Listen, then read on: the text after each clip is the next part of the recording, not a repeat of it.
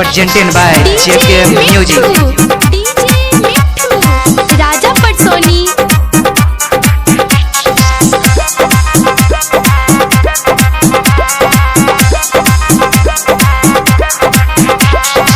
आइल रहे नाचे पहले रहे दुबर पातर, अब एकर हो गइल बा कमर बड़ी चाकर।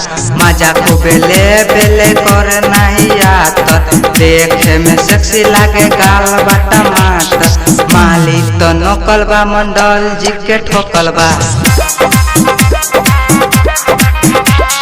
भीतरे भीतर चौपाल जी के जोतल बा। आइल रहे नाचे पहले रहे दुबर पातर, अब एकर हो गइल बा कमर बड़ी चाकर। मजा को बेले बेले करे नहीं आतर, देखे में सेक्सी लागे गाल बा टमाटर। माली तो नकल बा मंडल जी के ठोकल बा, भीतरे भीतर चौपाल जी के जोतल बा।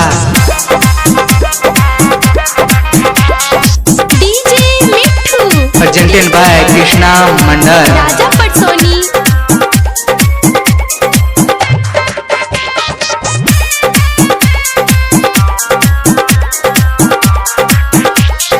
हिलबे जब कमर त लागे बड़ी सुपर, मन करे चढ़ जाती हम एकरा ऊपर। जानतानी बात यार सब एकरा बारे में, केतना के लूट ले बिया मजा मारे में। माली तो नकल बा मंडल जी के ठोकल बा, भीतरे भीतर चौपाल जी के जोतल बा। आइल रहे नाचे पहले रहे दुबर पातर, अब एकर हो गइल बा कमर बड़ी चाकर।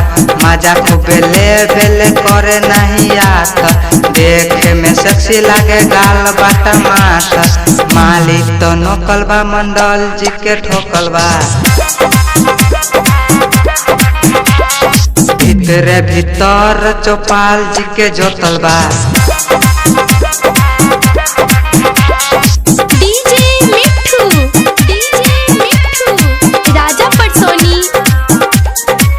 presented by JK Music.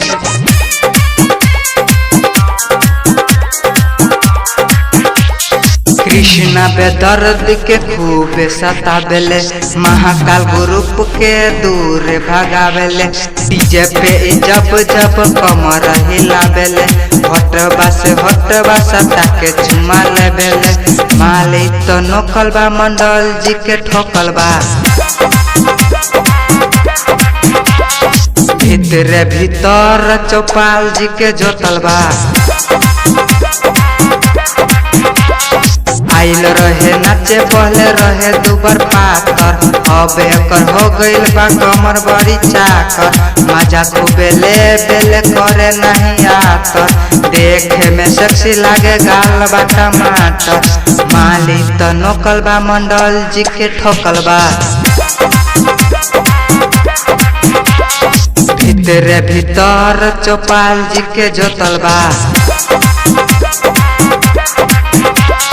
JK music recording studio धविया Chowk Lakhi.